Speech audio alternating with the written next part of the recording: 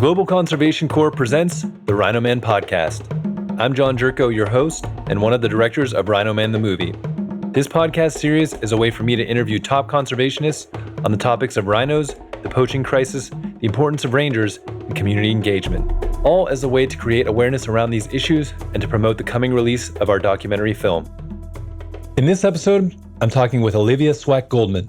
Olivia is currently the executive director of the Wildlife Justice Commission, whose mission is to disrupt and help dismantle the transnational crime networks trading in wildlife, timber, and fish by collecting evidence and turning it into accountability. Olivia has 26 years of experience in international justice and diplomacy, has published extensively on issues of international criminal law and international humanitarian law, and served as a lecturer at both Harvard and Leiden Universities. This conversation is slightly different from the norm. We do dig into the path that brought Olivia to the WJC, and we take a quick overview of the work being done there. But the majority of this talk concerns WJC's recent release of their Global Threat Assessment on rhino horn trafficking as a form of transnational organized crime, which covers intelligence and data analysis from 2012 to 2021. We really go deep on everything from the demand for and the value of rhino horn, the supply chain from poacher to retail seller, the impact of looking at the rhino horn trade as a transnational organized crime problem versus a conservation problem, the impact COVID had on the trade, why law enforcement and government agencies need to collaborate across borders, and so much more. We hope that this is a valuable introduction to this threat assessment, and if you're curious, please visit the Wildlife Justice Commission's website and download the entire 111-page document. Without further ado, here's my conversation with Olivia. All right, Olivia, welcome to the Rhino Man podcast. It's a real honor to have you on here. Well, thank you for having me. Yeah, maybe we could talk just a bit about how we met each other at the United for Wildlife Global Summit. Why were you at that event, and what's the value out of something like what UFW is doing?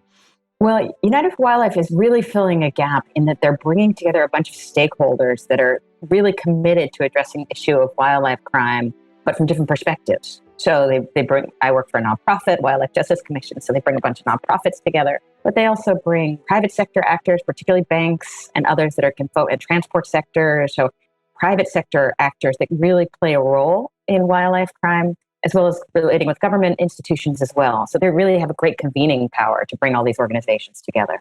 Yeah, and I feel like, this topic of rhino poaching in particular and illegal wildlife trade in general, it's, I think a lot of people come into it from different ways. So some people are really hyper-focused on the anti-poaching side or community engagement or maybe the veterinarian side. But you kind of realize when you're in an event like that, the power of all this information that all of these different organizations have and how that can really help break some of these supply chains and affect the other people in different areas. So yeah, I think it's pretty eye-opening, and the work you guys are doing and this rhino report that we're going to go through, I think really illuminates the kind of the complex nature and some more details of how this kind of beast is functioning. So I'm excited to dive in.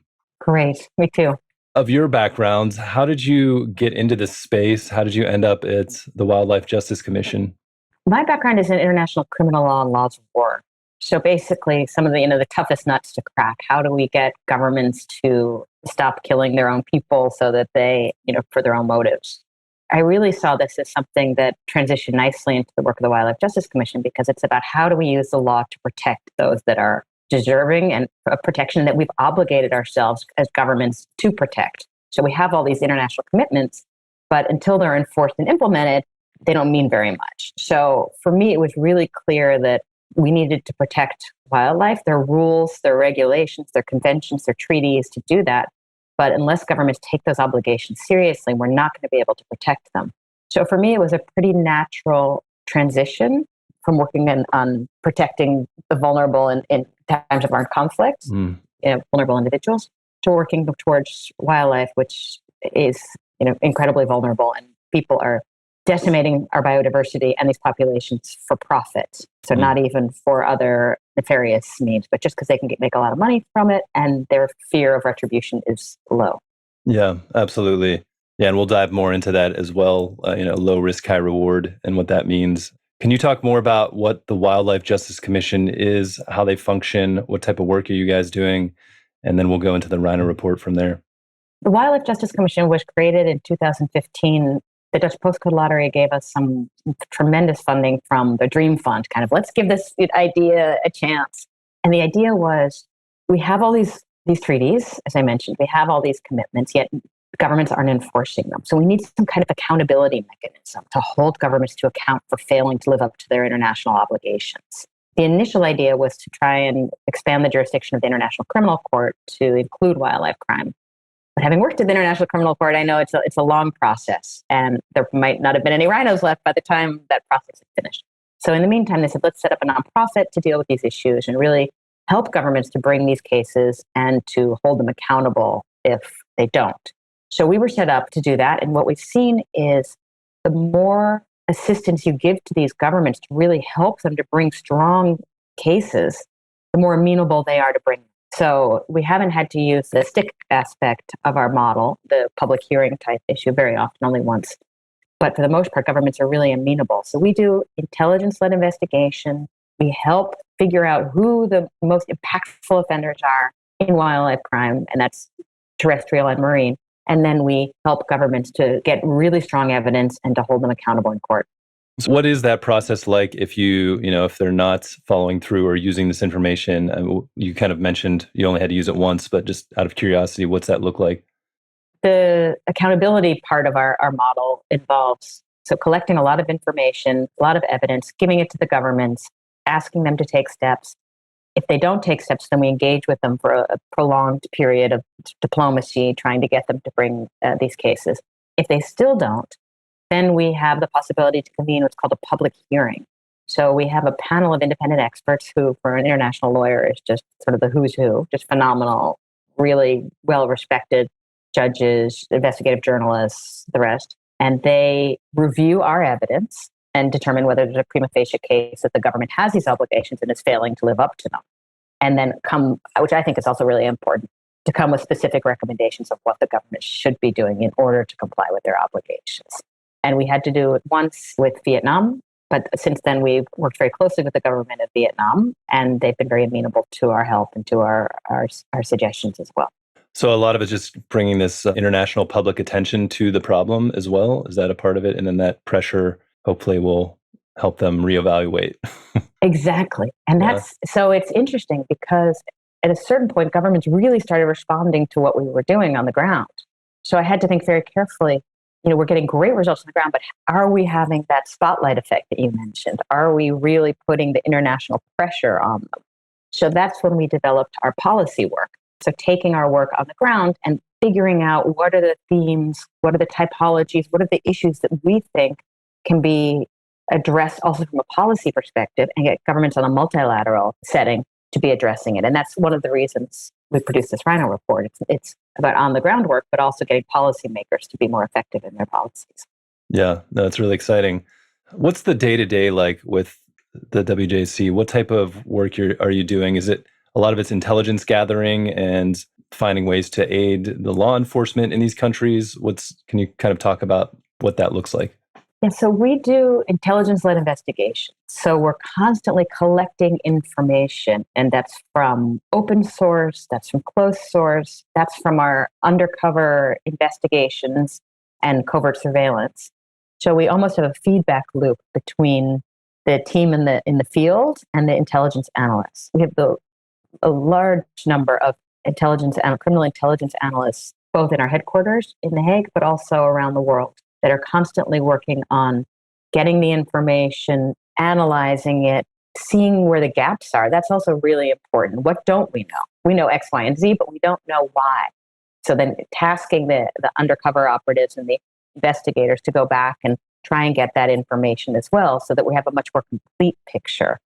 So a lot of the work concerns that, on the ground, working with governments, helping them to do things like understand the value of phones. When you arrest a suspect, their phones contain a lot of information. So the importance of that, helping them to build the cases, working with the prosecutors to make sure that they're presenting the case in the most clear and concise way, using methods that have never been done before in wildlife crime cases. So we spend a lot of time on that as well. And then there's the policy side, where we try and say, okay, how can we translate these issues into the multilateral fora? So there was just the conference of parties of the UN Organized Crime Convention in Vienna in October. And I was on 3 panels there. So talking about wildlife crime, the convergence with other forms of organized crime, trying to get governments to take wildlife crime seriously in their priorities. So that's a big part of our work as well. Yeah, and maybe that can be one of the last things that we really dive into, because I feel like it encompasses all illegal wildlife trade, is this idea that it's not just a conservation problem, it's a transnational organized crime problem. And maybe you can kind of talk about those distinctions and why it's important to look at this as transnational crime. Yeah, I feel like it's been an unfair burden for conservationists to have to address the issue of wildlife crime on their own. They're extremely dedicated and as you know more than most, taking grave risks to protect our wildlife. But this is an organized crime problem, just like you wouldn't address drug trafficking solely with behavior change and people addressing care for the victims as well. You need to look at it in its holistic way. And far too long, this has not been looked at as a crime issue. So we can use the same tools and techniques that we use to address other forms of organized crime. And we should be doing that. And that's what our goal really is. So my colleagues are former police investigators that have dealt in large international, multi-jurisdictional investigations, whether it's wildlife or terrorism or drugs, and the criminal intelligence analysts that have worked in crime analysis for a long time, and also the policy work, working on sort of multilateral levels with a variety of crime types. We need to be looking at it from a crime perspective, because if we're not, the criminals are way ahead of us. And it's multi-jurisdictional. They have the tools. We need to be using everything at our disposal to get them. And without that, we're not going to battle.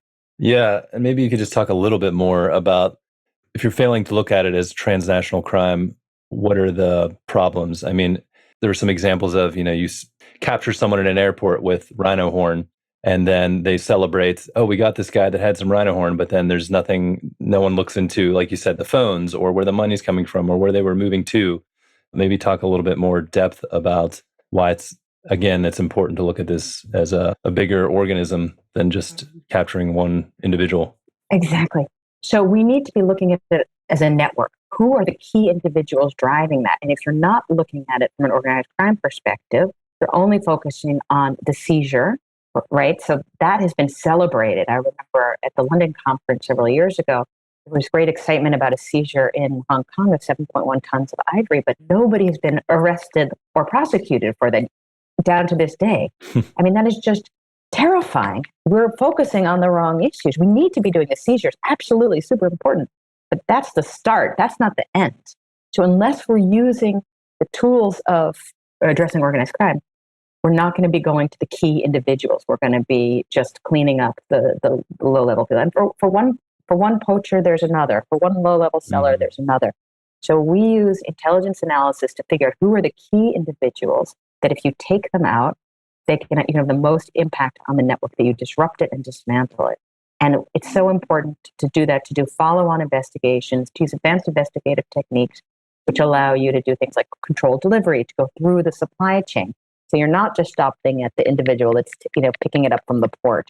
It's going through to the transporter and to eventually to the seller, the key individual that's organized all this. So it's really important to do that. It's also important to look at who are those facilitators. And that's where financial investigations and corruption investigations in parallel to the wildlife crime investigation are absolutely critical. And unless you take those individuals out, you're not going to have a real impact. So that's why it's so important to be looking at this from an organized crime perspective. Yeah, no, that makes a lot of sense. And so with that, let's dive into the rhino horn trafficking report. Give us an overview of what it is, why you put it together. And this is a decades-long study, so it's a lot of work and information in there. But yeah, give us your overview of why this is important and how it could be used. The Rhino report is our attempt to look at 10 years of rhino horn trafficking as a threat assessment. So to look at where we were 10 years ago, where we are now, what's worked, what hasn't worked, what's the real situation of organized crime in rhino horn trafficking today, and what are the threats that are emerging so we can be ready for them. So we're not working retrospectively, but that we're thinking more proactively. What's worked well, what hasn't, how can we apply these to the new approach? So we looked at 10 years of data And that includes 674 open source seizure data information, as well as other open source information. And this is key, also our own investigative work and intelligence work. So stuff that we've developed over the last 7 years. And so we were able to pull this all together to come up with a really comprehensive analysis of the situation of rhino horns from a variety of different perspectives. There are 10 chapters dealing with all different types of issues, but it's the financial, it's the value, it's the profit, it's the transportation routes, it's the demand, really comprehensive, and therefore really, hopefully, useful for not only policymakers, but people on the ground to make more effective interventions. How much work goes into something like this? I feel like this has got to be a lot of people and a lot of time. Obviously, the data is collected over years and years, but when, from the point that you're like, okay, we're gonna put this together to when you actually release it, how much time does that take, and how many people are working on something like this? It took months to work on this, and it's built on years of work. So it's really hard to quantify that because all the work that went into creating, getting the data, getting the information, and then just the writing it and getting feedback and making sure that we can absolutely back up everything we say. That's so important. So there is a whole team working on it. And, we're a pretty small organization. So it was a real commitment on our part to dedicate the hours and all that to this. But, we have great colleagues that are really committed and saw the value of doing this. So we were really, really pleased with the ability of the team to pull this all together. Why Rhino report? Why rhino horn? What's the significance of focusing on this species? Well, rhinos obviously are incredibly iconic, and we're also really so close to losing them. And that's something that we all feel daily, that we have an obligation and also hopefully the possibility to contribute to stopping this. And we thought it was really important to be focusing on the rhino because of its role in the ecosystem, but also because there's such a risk that we can lose them, and that also the understanding isn't quite what we think it could be to address it more effectively. So the fact that poaching levels, for example, have gone down is a good thing, but it could also be just because there are less rhinos, so it's harder to find. So we shouldn't be taking, we really need to be rigorous in our analysis, and we thought we had something really to add, and that rhinos were so important that we should be focusing on them. Yeah, absolutely. I mean, that's one of the things I always think about is, when people cite the numbers are going down, I'm like, well, what's the percentage change over time? Because really, like you said, it could just be getting harder and harder because there's less rhinos to find. So excited to jump in this a little bit more. Let's start out with, for people that don't have a lot of context about rhino horn and what it is and why it's being traded, can you give some detail to, what is rhino horn? What are some of the perceived values? Is there any inherent value in it? Just talk a little bit about why there is even a demand for this. Rhino horn comes from the rhino, and you have front horns and back horns. And the value tends to be a little bit different between those two. But the current narrative is that rhino horn is desired for medicinal purposes. That individuals, particularly in Asia, think that it'll help cure a hangover or help cure cancer. When they've done analysis of rhino horn, it's actually just keratin, same as our fingernails. So in terms of inherent value, that's something that probably doesn't match with that narrative. But interestingly, we found in our investigations that the demand is really coming from the status symbol investment luxury item market. So it's seen as something that's very valuable and therefore worthwhile to put your money in as an investment. So you can store it away, maybe better than stocks at this point, keep it in a luxury product, and also to let your friends and colleagues and family see how well off you are, using it as libation bowls and other types of jewelry as a status symbol. So we've seen that the demand is really coming from that kind of status symbol, luxury item, as opposed to traditional Chinese medicine approach. Yeah. Is there any truth to, I've always heard these stories as I was kind of getting into this space that in somewhere around 2008, 2009, there was like a prime minister in Vietnam that said his mom or grandmother was cured of cancer or something like that. I don't know if there's any truth to that adding to the demand, that people think this is actually curing cancer, or do you see that it's still mostly just the status symbol side of things and the investment? Well, to the extent there is a small market for the TCM, it's mostly about the offcuts. So this is an expensive item. So they're not going to grind up a rhino horn in order to create TCM or to add it to TCM. They're going to carve it, and the offcuts are used in traditional Chinese medicine. And to the extent individuals are touting its benefits, yes, absolutely, that's going to have an impact on demand.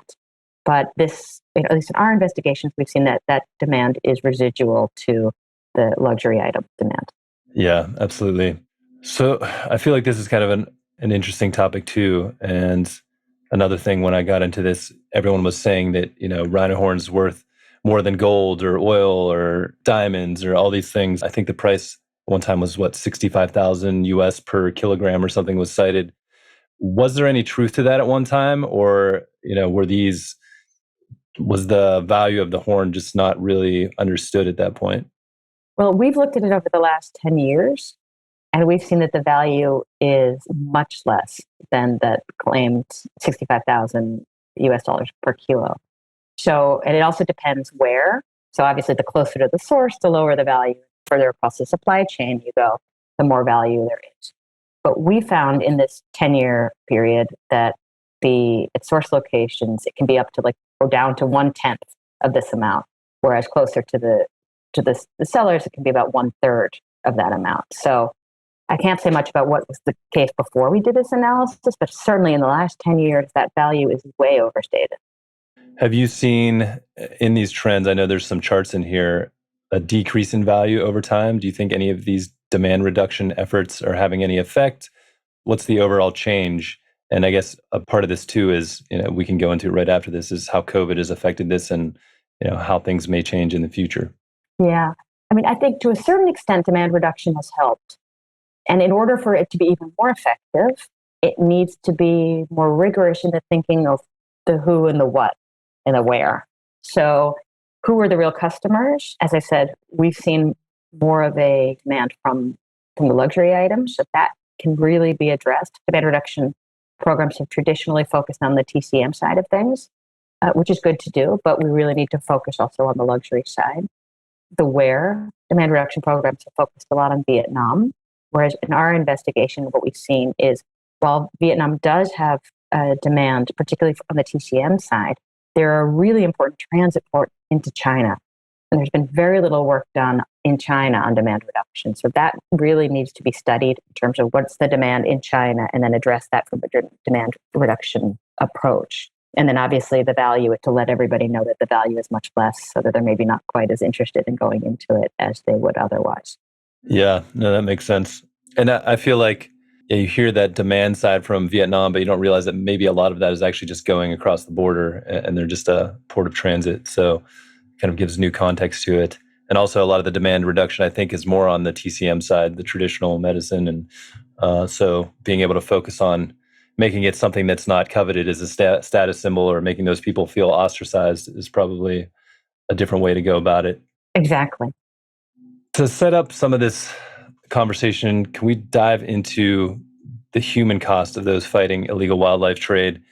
I think it was for us in our film and our connection to Anton Mzimba, who was killed not too long ago for, protecting rhinos. I think it's a good driver for people that are working on this side of things to realize that this intelligence gathering, working together, what United for Wildlife is doing, try to bring these different organizations together, that not only are we protecting and saving the wildlife, but we are actually able to help and aid the people on the front lines that are either doing the investigations or the rangers protecting rhinos. Can you talk more to how this type of work can impact the human cost on the front lines? So individuals such as Anton and others are absolutely paying the highest price. And as I mentioned at the beginning, it's almost not fair what we're asking of them unless we're doing it from a comprehensive perspective. So when you're holding the front line like that, you need support from all different sides. And a lot of the criminal networks are operating from outside the protected areas. So unless you're going outside and in different countries, so unless you're going outside of the parks and the private game reserves and looking at what's coming from outside in and across the supply chain, you're not going to be able to offer them the support that they need. Anton obviously paid, just the most horrific price, but others as well. Lieutenant Colonel Brewer, who was investigating rhino horn trafficking in South Africa, was killed as well. And you see that the organized crime elements are stepping up and they're becoming more and more violent in their approach to protect their profits and to lower their risks. So we need to be using all the tools that we have to address the organized crime elements so that the people on the ground are protected and able to do their work in a way that's as safe as possible. Yeah, and I mean, I think Anton understood this really well too. He always said that the Rangers are buying us time, but it's what we do with that time that really matters. And, if they're catching a poacher and then the court system isn't, working properly, these poachers get out very easily. Or, they catch a poacher and they could be going up the chain and following, where's the money coming from and trying to get some of these folks higher up. But if that system isn't functioning, then it's almost, just this losing battle that they're fighting, and becomes really hard to put yourself out there on the front line if the system isn't functioning around you. So I think it's super important that we expand our scope and how we work through these cases. So maybe we could go into a little bit more depth into transnational organized crime and talk about the meaning of low risk, high reward and how that relates to IWT and rhino horn. Sure. So transnational organized crime it's a defined term in the Organized Crime Convention, the UN Organized Crime Convention, and has a few different elements, including several individuals working together with a concerted purpose, trying to achieve financial gain. And we've seen more and more traditional organized crime elements moving into the illegal wildlife trade, so the trafficking of animals and their parts and products, because it's seen as an easy win. It's the fourth largest transnational organized crime. If you add wildlife to fisheries and timber, it's up to billions. And if you look at the economic consequences, it's up to $1 to $2 trillion for these governments. So the impact economically, as well as rule of law, the corruption elements, the human health related to COVID, the security issues are just absolutely huge. But it's not being addressed from that perspective. So it's important that we think about how to address it from a criminal law perspective and using the transnational organized crime elements to address transnational organized crime to address it. Because we know what we need to do. We just haven't been very effective in doing it. Traditionally, it's not been a priority for governments to address these issues. And that's why it's ended up as the fourth most profitable crime. Because governments weren't focusing on it.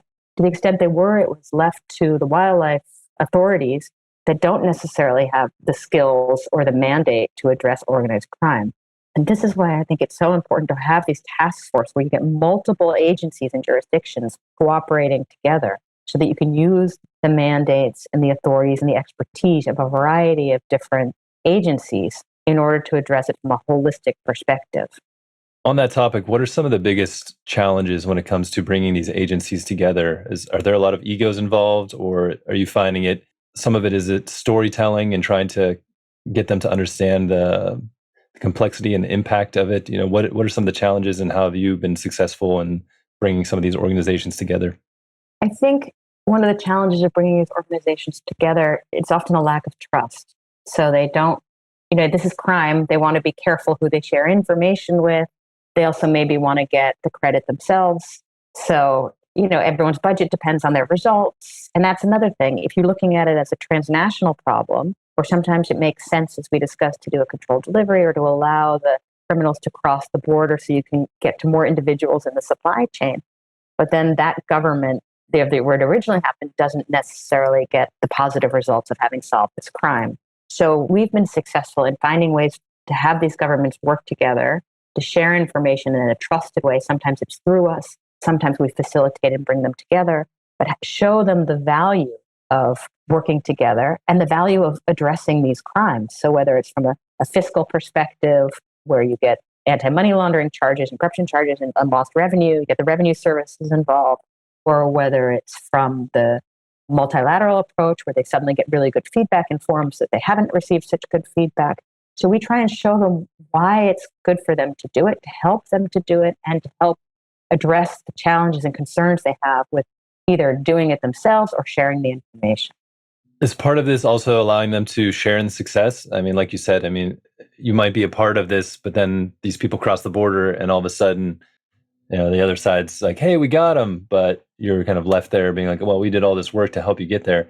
I don't know if there's actually any effort in that space of celebrating the wins as a collaboration as well as just collaborating in general. Absolutely. So important for everybody that participates to feel recognized and appreciated for their role. We as an organization take the approach from terms of our recognition that it's only when the government wants to acknowledge us and that we are acknowledged. So we tend to take a back seat.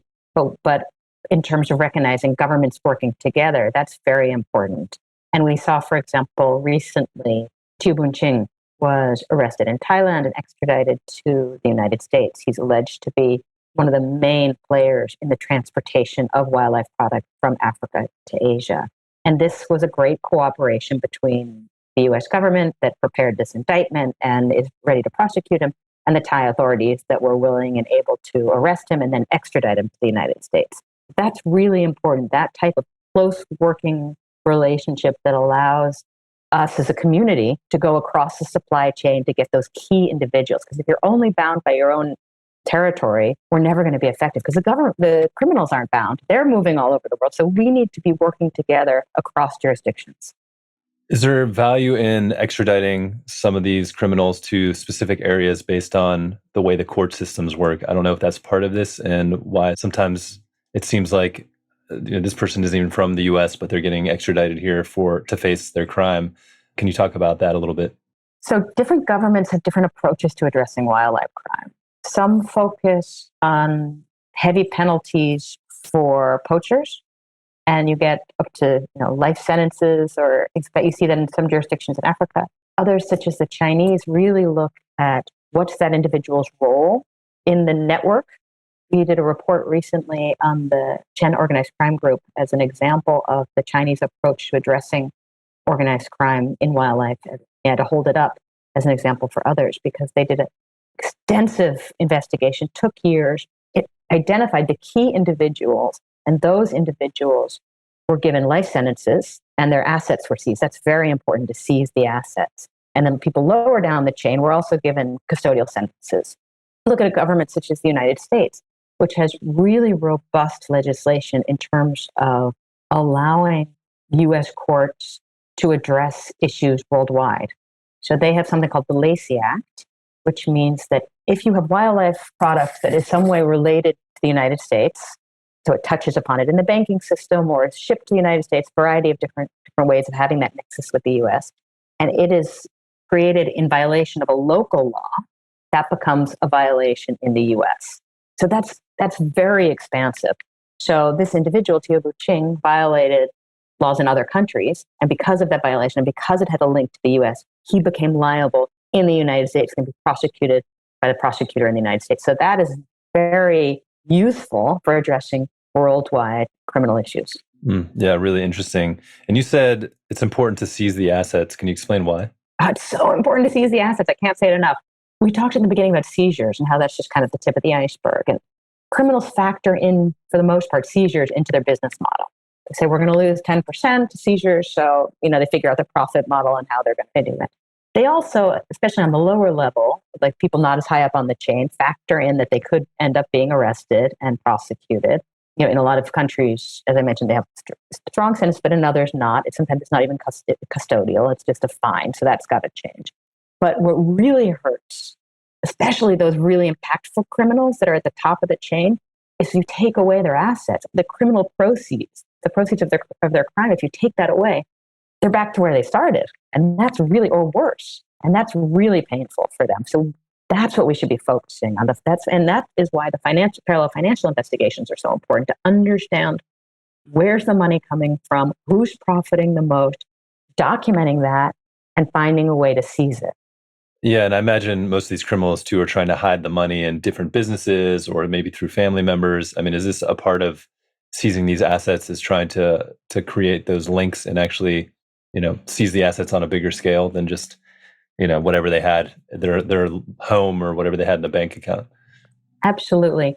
So a really thorough financial investigation will look into the anti-money laundering aspects. What kind of legitimate businesses are they using? What kind of family members are they parking assets with? really, and it's a specialized skill set. And that's another thing. And I think this is all part of the sort of more holistic approach to addressing wildlife crime is just as we can't expect biologists to be fighting organized crime, we can't expect an investigator to know how to do financial investigations. So it's really specialized. We need to bring in those with those skill sets and to be including that as almost standard operating procedure in any wildlife crime case. Yeah, it takes a village for sure. There's just so many different skills involved in this. Can we talk a bit about, some of the different payment methods and how you're looking at, what these criminals are using to pay each other with, how the money's flowing, and why that's important to understand? Yeah, it's really important to understand how the money moves because that's if you follow follow the money, you're going to see who's really organizing this. Again, not the poachers need to be addressed as well, but you're not going to solve the problem unless you find out who's financing it and who's profiting from it. So we've seen a variety of different ways in which money's moved. Some are cash payments, some are the traditional banking system, some are the non-traditional ways, and we've seen an increase in the use of cryptocurrency in the last couple of years, which is challenging. That makes it harder for governments that are trying to address this issue because it's very private and hard to get to. So that's something we need to be thinking about in terms of the next step. How are we going to be addressing wildlife crime? Again, takes a village, but we need to be thinking proactively. Let's get our crypto team to be part of this so that we're seeing how the money's being transferred. Yeah, I mean, that's always one of the arguments.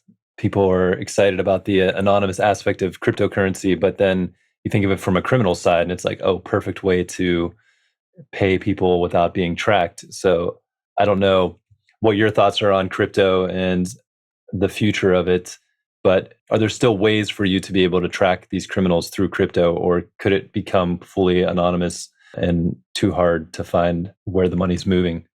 We've been able in our investigative work to map the use of cryptocurrency as a payment method. And this has been through about 1,000 financial transactions. So we've been able to do it, but it's definitely much more difficult than the more traditional banking system and even, in a way, the underground banking system, such as Hawala. Crypto is a real risk for efforts to address wildlife crime on the financial side. And we need to be, as I said, bringing in those with expertise to be thinking about it ahead of time and seeing it as an emerging threat and reacting because it's very difficult to trace. So it could be indeed just sort of a black hole for those that are trying to find the financing behind wildlife crime. Yeah, it's definitely going to be interesting to see how that all develops. And I feel like now that we're kind of in this recession moment, crypto was everyone was telling you how to invest your money and all this stuff, but now you don't hear anything about crypto, but it's still out there and it's probably going to make a comeback at some point. So it's definitely something you need to look into and see how criminals are using it. Can you talk about tackling corruption? I feel like this is such a tough one. And so many times when it's brought up, I feel like people start to hesitate, especially when talking about corruption higher up in the chain. And sometimes, top government officials, all of a sudden people start to get quiet. But I think, it's definitely something that needs to be addressed. Otherwise, people are going to operate without any consequences.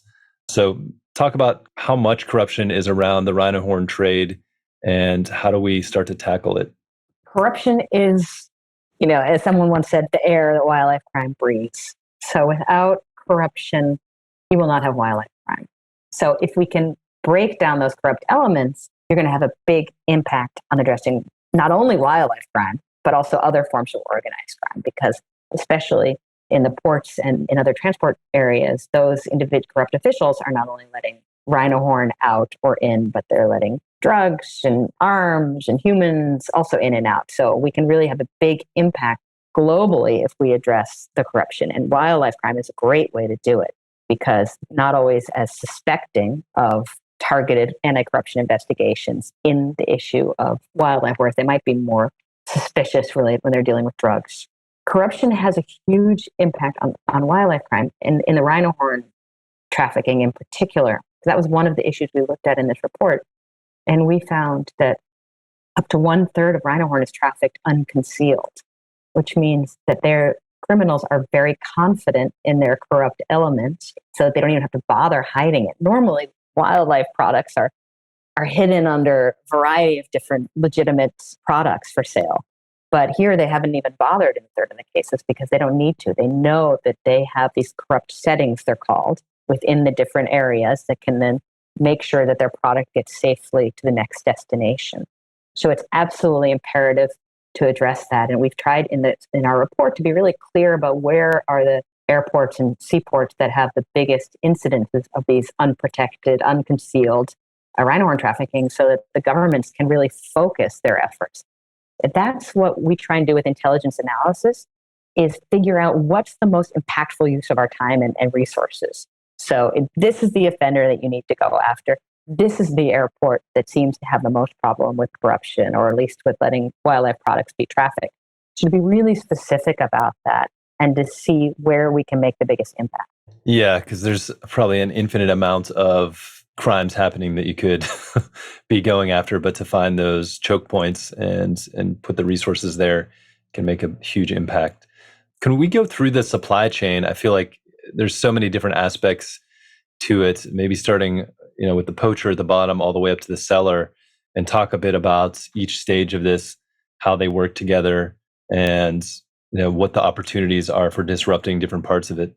Yeah, so as you mentioned, there's the poachers at the beginning of the chain, and they are responsible for going out and getting the animal part and product. You also have facilitators that make sure it happens. They're the ones that are providing the guns to make sure that that's all working out. You have the transporters who are making sure that the product gets from source to another area. It often will go through a transit location, and then it gets to the individual, the broker that can help deal with the eventual person or network, which is the sellers. Those are the ones that actually own the product and put up the financial means to address it. How are these criminals, I guess, investing in this supply chain, or hiring these folks? There's so many different moving parts. I guess the person at the top probably doesn't know the person at the bottom. It's the money's kind of trickling down. But I don't know if you can, to the best of your ability, describe how some of this works and how the money's moving, how people are hiring each other, and maybe where some of the biggest opportunities for disrupting this network. Because obviously getting the guy at the top is important, but maybe there's some other points along the way that can really impact the top and the bottom, the people above and below them. Exactly. So we use a law enforcement system to categorize the criminals in terms of their impactfulness. So 1 is the low level, the poacher, the person on the ground, and 5 is the sort of Pablo Escobar, the kingpin that's organizing it. And we think it's really impactful to go for level 3 and 4 because they have the connection to both up and down the supply chain. So if you can take those individuals out, and first you get through all the way to the top and they take that, but it's important to take that whole network out. So it's really important to focus not only on those key individuals at the top, but also those middlemen, because then you can disrupt the whole network and that's much more effective. So focusing on the traffickers who sell large quantities, that's really important because once that goes out, you have a disruption, not a dismantling, but a disruption, and someone else needs to step in. And as well as the brokers who support the poaching. That's important too. But we really focus on 3, 4, and 5 as a way to go up and down the supply chain. Yeah, because I imagine if a seller gets taken out, then the broker in the middle is just going to find another outlet to sell to and just kind of shift. Yeah, the sellers are the true owners. So it has to be somebody that has the funds to facilitate all of this and to finance it. And they're often anonymous. They're really, well protected.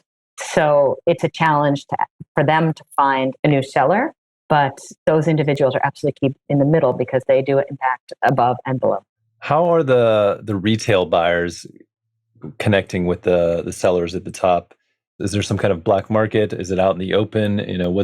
What's the methods that they're using to connect to these retail buyers that are using it as an investment or a status symbol? Well, again, like we talked about the supply chain for rhino horn, for example, going from Africa through a transit point, ends up in Vietnam, and then it gets smuggled over the border into China. Those individuals on the sort of in China then, or in Vietnam for the TCM site, have their network of buyers, it's wholesale level again, and then the wholesale buyers have their group of retail. So it's a very well organized system in place. Yeah, it's really interesting. And Curious how on the demand reduction side, just to make it something that's less appealing. Do you think part of the driver in demand over the last couple of decades too is just the economic success in China, where people have been lifted out of poverty and all of a sudden have this extra capital to invest in things? Is that a big part of what started this wave, do you think? I think that's right. I think it's a way of showing wealth, and that wealth is new, and therefore they want to be able to demonstrate to family and friends and colleagues that they have this wealth. And in principle, there's nothing wrong with that. We just need to find a different way for them to demonstrate that. So away from the rhino horn towards other luxury items that aren't putting our biodiversity at risk. Yeah. And I know China always gets a bad rap in a lot of these situations, but like you said, there are great examples of how they're using law enforcement to tackle these problems. I don't know if you can go into any more details or success stories with how they've been working and how you're using their work as an example.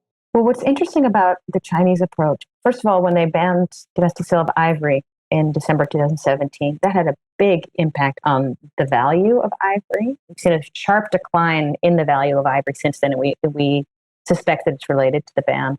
And the willingness of Chinese nationals to engage in, certainly in ivory smuggling, but also other forms of wildlife crime. We've seen a real decrease in that. And then Vietnamese networks tend to be moving in. But what we've seen that China's done really well is they've addressed the corruption element, and they've addressed wildlife crime from a multitude of perspectives. So you have Chinese nationals abroad that are accused of committing wildlife crime and are extradited back to China. You have foreign nationals in China suspected of committing wildlife crime. So they're looking at it really from a comprehensive perspective. And as I mentioned, they do long-term intelligence-led investigations, including anti-corruption and financial investigations, and look at who the key individuals are, give them appropriate sentences for those most impactful offenders, those at the top of the chain, and then also seize their assets. So this has been something very effective. So it's true, they do get a bad rap, and obviously a lot of the demand is also coming from there, we suspect. But they are doing a very robust approach. They're taking a very robust approach to addressing it from a law enforcement perspective and an intelligence-led perspective, which has been effective. How has COVID-19 impacted the rhino horn trade, in terms of value, demands, how things are being moved around? Well, obviously, during COVID, everything kind of shut down. So that made it much more difficult for the criminals to move their product. So you had found a lot of product being stored and put in place and waiting until things kind of moved out.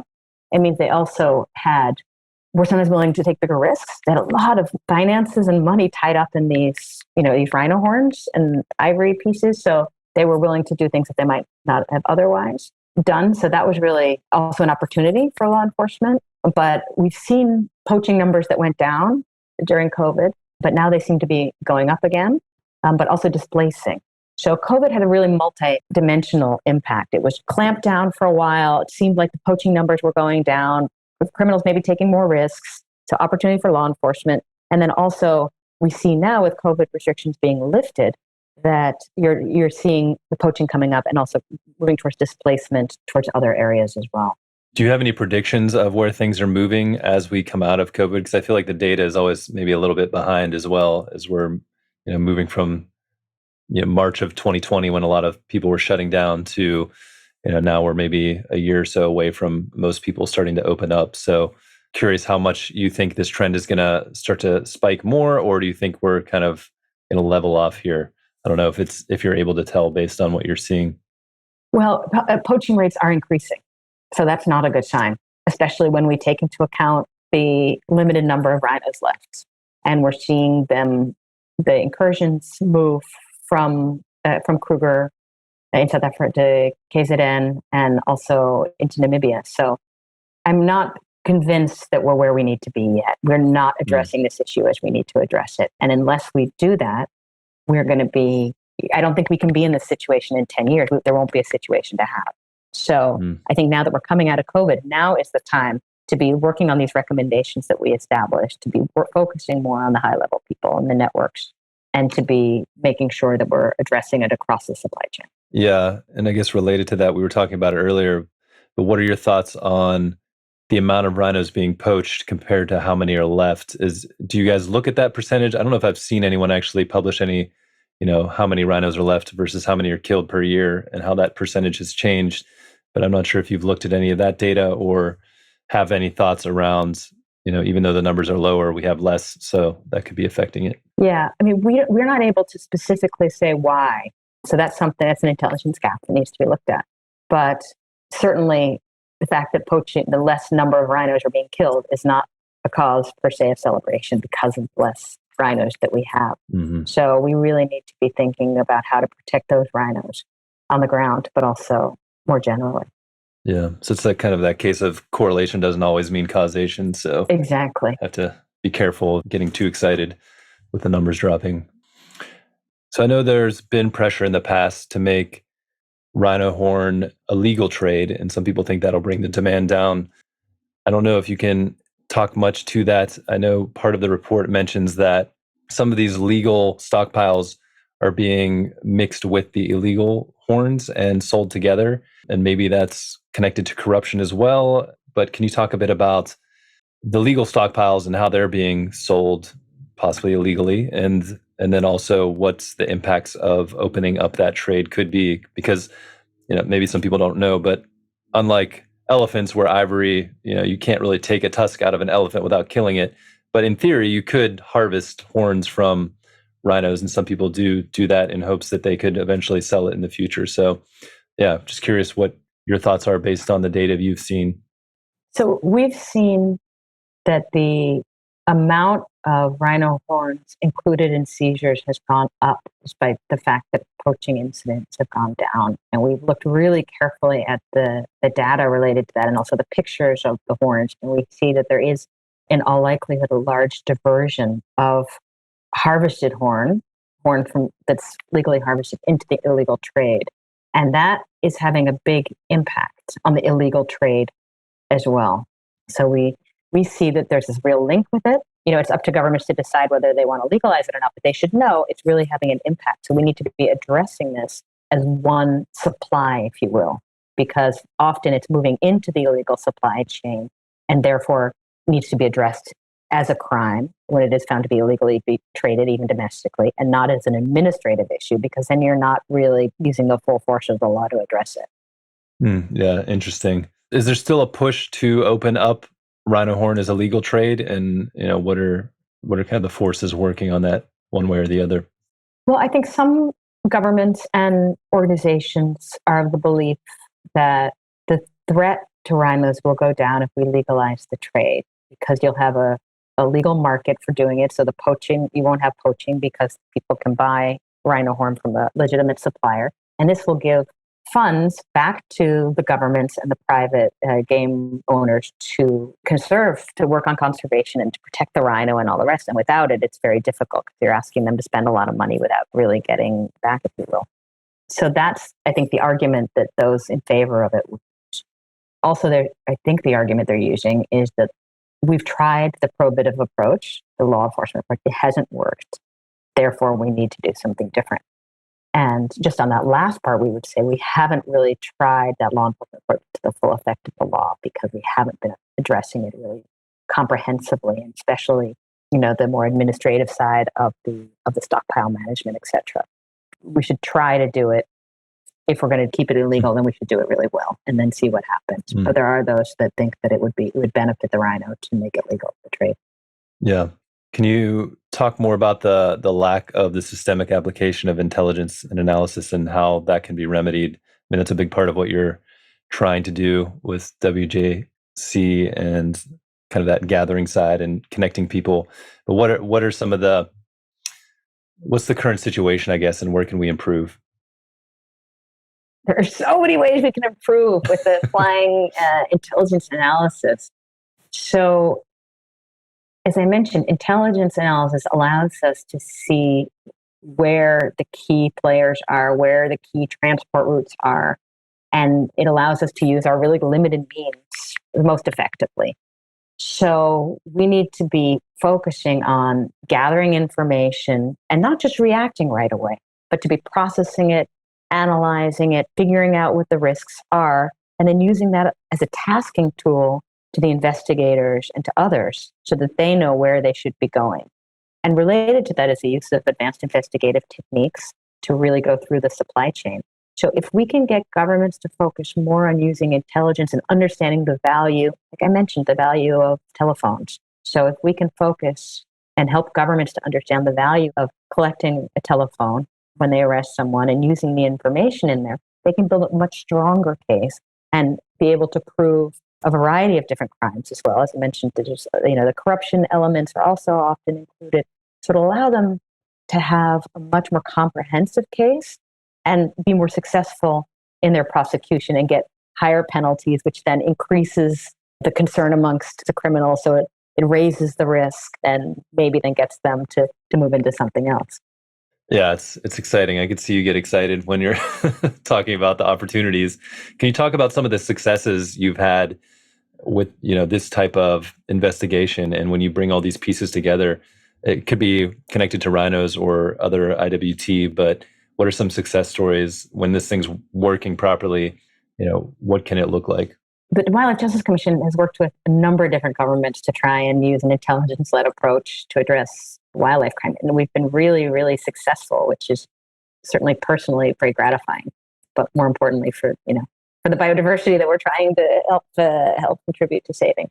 So we worked on 16 different multi-year investigations involving rhino-related crime, specifically in Vietnam, China, Malaysia, Laos, Namibia, South Africa, Mozambique, DRC, Thailand, Angola, and Cambodia. And it's generated almost 1,400 cases concerning 1,200 people. So there's a lot. Wow. And that's just like the rhino cases. We've also, your pangolin and ivory, and live pet trade, and just a variety of different wildlife and vulnerable marine species as well. And we've worked closely with the Nigerian Customs Service to get some really impactful offenders arrested. We're, just absolutely thrilled on their willingness and ability to do intelligence-led investigation and to do multiple investigations. So not stopping at one individual lower on the supply chain, but to go through into the longer term work. So we've worked with a bunch of different governments on it, and they've had some great successes that we've been able to contribute to. So if you had just a big room full of governments and law enforcement agencies and transport and finance, I mean, some of this we had at UFW Summit, but if you're standing in front of a room of these folks, mostly the ones you haven't had a chance to work with or aren't cooperating in this way, what would be your plea to them, or how would you try to instigate them into working together and collaborating in this way? By using an intelligence-led investigation that we can assist them with, they're going to be so much more effective with the same amount of resources. So it's just being smarter and more efficient in the way you use your resources, and to go to those high-level, high-impactful wildlife crime networks and individuals. So I would plead with these governments that although we always need more resources, we can also work with them to make better use of the current resources. And this can also have an impact much broader than wildlife alone. So as I mentioned, the same actors will often operate in a multitude of fields, so related to drug trafficking or drugs or arms. So this can help them to address those issues as well. So it, in a way, encourage them to be doing wildlife trafficking as a way to get into these organized crime networks and have a much bigger impact also for the safety and security of their populations. Is there any way to convince these different organizations to work together if there's that fear and mistrust? I mean, how do you build that trust between them and get them to realize that there are more benefits to working together than negatives? We show these governments the results. So we work with them, especially neighboring countries. We work with them. We show them that if they work together, they're going to get these results. And then they actually do get the results. So we've worked with, for example, Mozambique on the arrest of wildlife kingpin Navarra. And that had big implications, not only in Mozambique, but also in poaching and trafficking in South Africa. So they see the results of making sure that not only they're working to the best of their ability, but that their colleagues across the border are as well. And that because it's transnational crime. So you're not going to solve it by yourself. You need to show it. So we work very closely with these governments and try and show them the value. What gets you up in the morning to keep doing this work? Why do you love doing this? I really see the impact of our efforts. I see that on the ground, we're helping to prevent the poaching of rhinos and elephants and pangolins. And I see that these governments are being receptive, and they're understanding the value of using an intelligence-led approach. And it's incredibly gratifying to see the concrete impact that we're having, and seeing that governments on a policy level are starting to take wildlife crime more seriously and to embed it into other areas of their work. It's really the impact that I see on a daily basis that makes me wake up with a smile. Yeah, it sounds like really, really exciting work. And do you have any advice for just the average person of how they can help this problem and get involved in some way? Well, I think the work you're doing is tremendously important. So raising awareness about this problem. We need the governments to make it a priority, and you do that from a variety of different perspectives and different efforts. But the average person can really lobby their parliament, talk to their representatives about that they care about this issue, and therefore it becomes a priority for government, and they dedicate resources to it. So that's something that I would recommend, that everybody show whether through social media or another way, but really raise awareness, show their commitment to addressing this issue, because this is a problem that I think we can have a big impact on, and it's something that we should do, and we can do, and we must do. Yeah, really well put. How can people follow what you're doing with Wildlife Justice Commission, maybe find the Rhino report so they can dig through it themselves and get all the data? What are some ways that they can stay in touch with what you guys are doing? Well, the Wildlife Justice Commission website is certainly a great place to start. We also have a newsletter that's filled with information. It doesn't come out that often, so no worries about spam in your inbox, but it's filled with recent updates and a very useful source. We have a LinkedIn page, Twitter, so our social media. I would recommend signing up, following us on that, me personally, but also the Wildlife Justice Commission. That's a great way to stay up to date, and encourage everyone to read the Rhino report. Let us know what you think, and happy to engage. Anything else you want to leave us with? Just to thank you for the work that you're doing on this important issue. And as you said, it takes a village, and I'm really excited to have the momentum that we have, that we saw in London and the United for Wildlife, but with so many other partners. So really looking forward to seeing how we can make some really concrete steps in this area. Yeah, thank you so much, Olivia. It's been really great. So special to be able to dive into a work like this, the people that are doing the work. So really appreciate your time and all of the amazing things that you and Wildlife Justice Commission are doing. So thank you. Thank you very much. Appreciate it. Awesome. Thank you for listening to the Rhino Man podcast. If you enjoyed this episode and you're excited to see the film succeed, please subscribe and review our podcast on Spotify and iTunes. Then follow us on Instagram and Facebook at Rhino Man the Movie. More details about Rhino Man, the social impact campaign, and future screenings are at rhinomanthemovie.org. To learn more about the Global Conservation Corps and their work, visit globalconservationcorps.org. Sign up for the newsletter and follow GCC on all of the social platforms. If you like this podcast, make sure to subscribe and catch up on GCC's Voices of Nature podcast, where Bob Ludke interviews a wide range of people who have dedicated their lives to making a difference in conservation. A special thanks goes out to Simón Wilson for the music for this podcast. He's the brilliant composer for Rhino Man the Movie. Learn more about his work at simonwilsonmusic.com. Until next time, I'm John Jerko, and this is the Rhino Man Podcast.